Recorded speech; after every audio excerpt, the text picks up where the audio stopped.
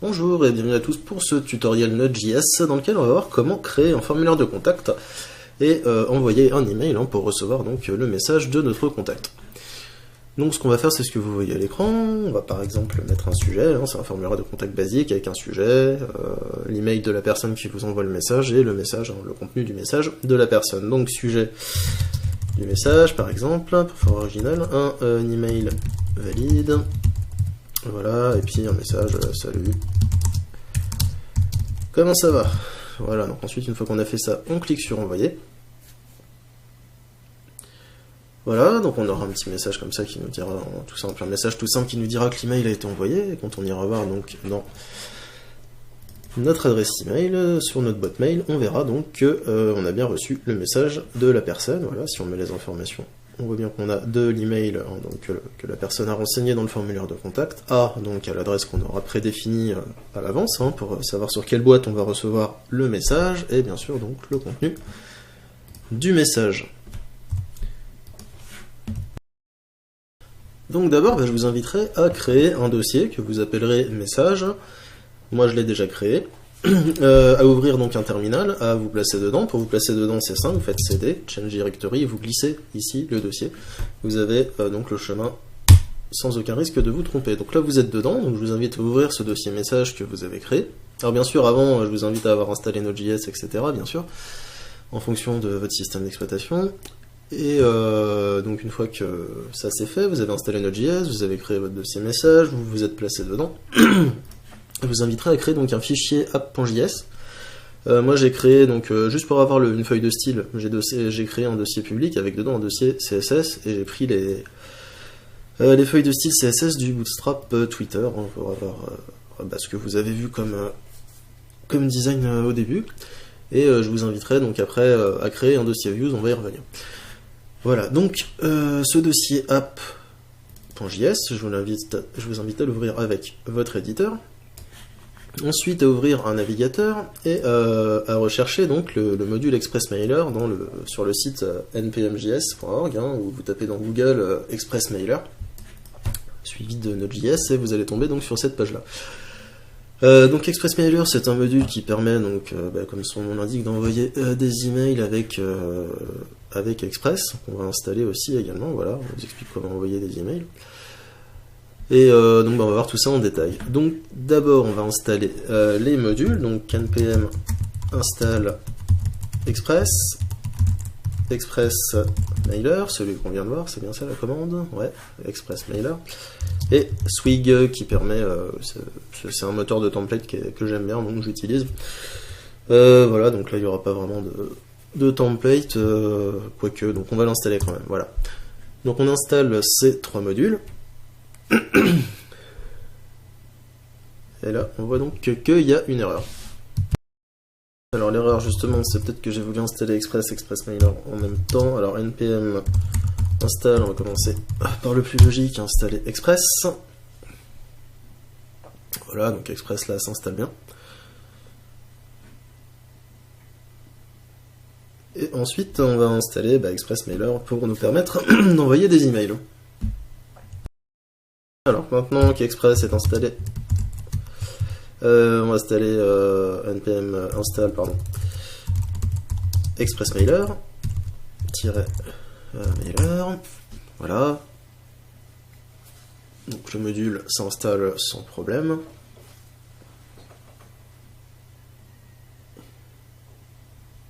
Et ensuite donc on va aller installer npm install Swig, qui est un petit moteur de template assez sympathique.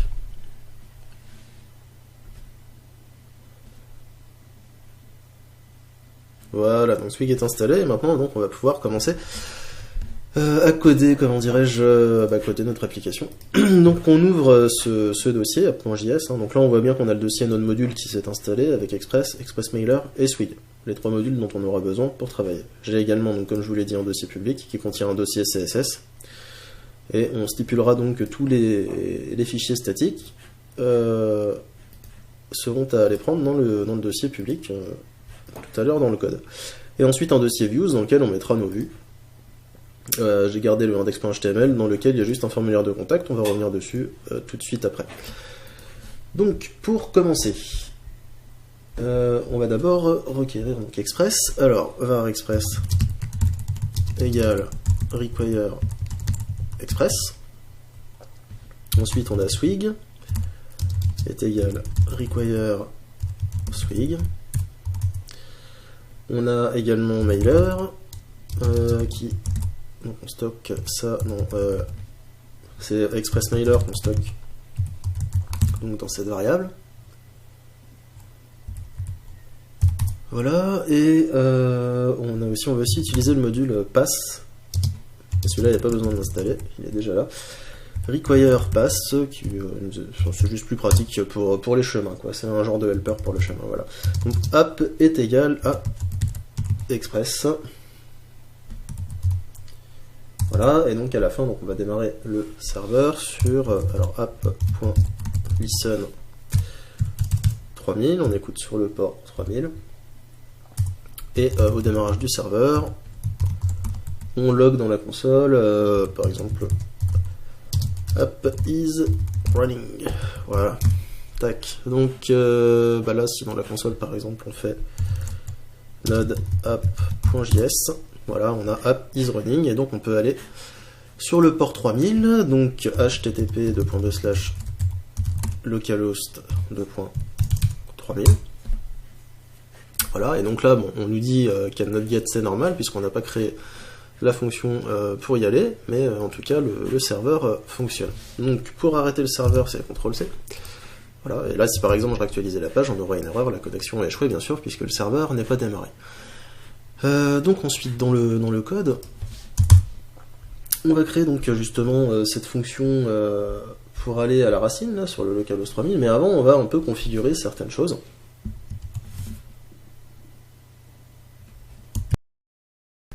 Alors, déjà, là, en premier lieu, on va utiliser app.use, c'est comme ça, hop, express.logger, ça permet en fait d'afficher dans la console quelques logs en cas d'erreur, etc.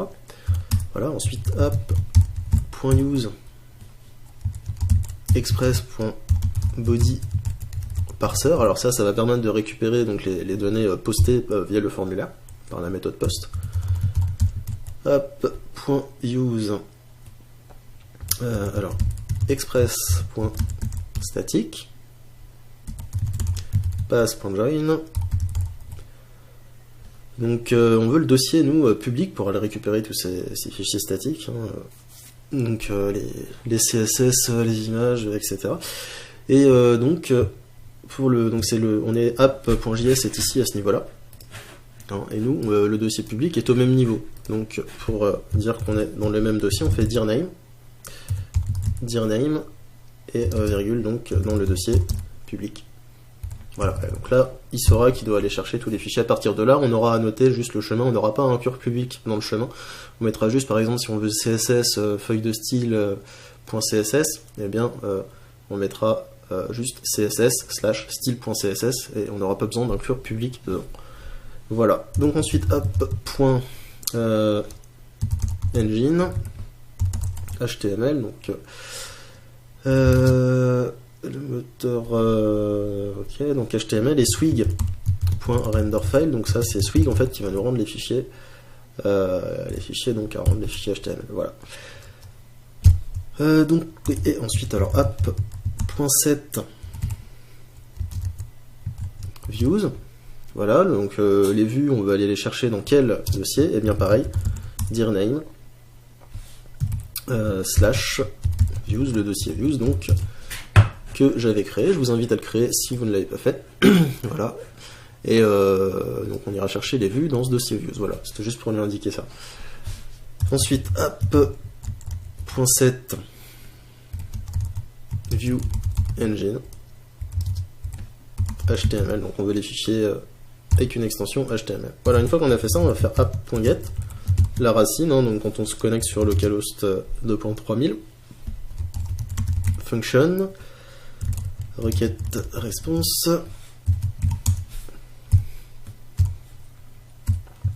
et là on fait res.render index. Donc ce que je vous invite à faire, c'est dans le fichier, dans le dossier use, à créer un fichier index.html. Voilà, que vous allez ouvrir, et puis vous aurez juste, en fait, je vous fournirai, vous avez les sources avec le tutoriel, donc vous pouvez prendre les sources et puis directement faire un copier-coller.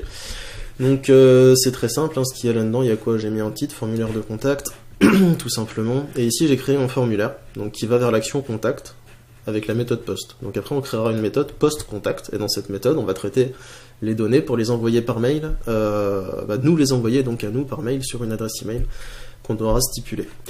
Voilà, donc il y a juste un champ sujet que j'ai nommé subject, un champ email que j'ai nommé email, et ici un champ message que j'ai nommé un text area name message, avec un bouton envoyer.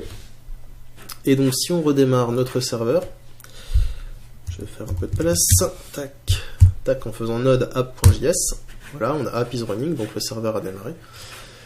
Et ici on peut réactualiser, et on voit qu'on a le formulaire de contact, hein, qu'on a envoyé. Donc là, si on clique sur envoyer, ah oui, non, d'accord, j'ai mis des required, donc ça va pas marcher. Enfin, si on faisait ça, et ça, je clique sur envoyer, voilà, cannot post contact, puisqu'on n'a pas encore créé la méthode post contact. Et c'est d'ailleurs ce qu'on va aller faire. Donc, app.post contact, donc quand on va poster, function rec response next. Donc on a le mailer hein, qu'on a stocké ici dans c'est express mailer qu'on a stocké ici dans mailer. Mailer.extend donc qu'est-ce qu'on est en alors app virgule. Donc là, il va y avoir plusieurs paramètres à rentrer. From, donc le from, on veut quoi? On veut que ce soit l'adresse email que l'utilisateur a postée, hein, qu'on sache que le message vient de lui, et comme ça on pourra lui répondre. Donc rec.body.email, donc l'envoyeur. Le host, alors là il faut mettre un SMTP par exemple. Moi je vais mettre le SMTP de mon FAI, smtp.free.fr, où je vous invite à compléter comme vous voulez, enfin à compléter avec vos identifiants. Par exemple si vous êtes chez OVH vous a fourni un SMTP, etc. Donc vous faites avec, voilà. Et d'ailleurs vous pouvez aller voir dans la doc, parce qu'il peut très bien que vous ayez un password. Là moi j'en ai pas, donc j'ai rien mis.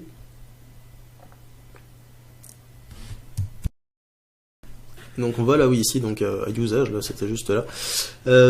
Après le SMTP, là, nous on est là, au host, on va compléter avec ça, et ensuite, si vous avez les identifiants à rentrer, le hôte, vous rajoutez hôte, de points comme ça, et puis vous ouvrez donc les accolades, et vous faites user, de points, le user, et le pass, vous complétez avec le mot de passe. Voilà, tout simplement. Mais comme moi j'en ai pas, je les ai retirés. Voilà.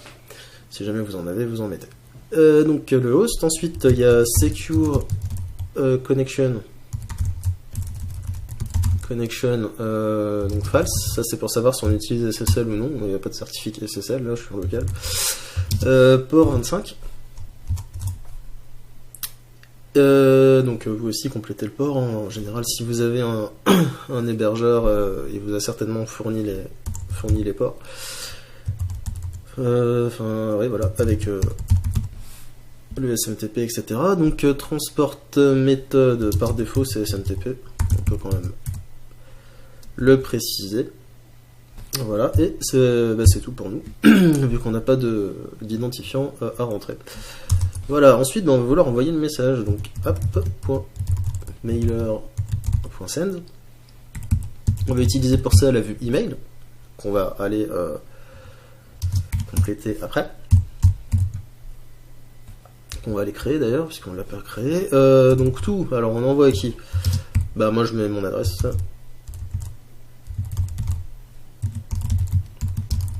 Voilà, donc dans les codes sources, je l'aurai certainement retiré, ce sera à vous de la mettre.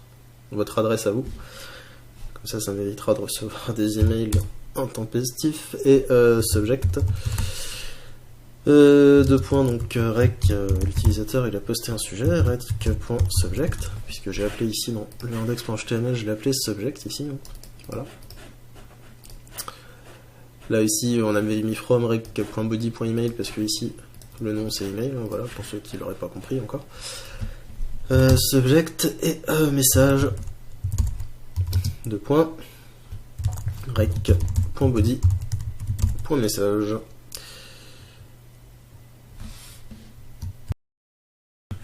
Rec.body.message, ensuite on va mettre une fonction error if error, c'est-à-dire s'il y a une erreur, on affiche dans la console, console.log, on a une erreur,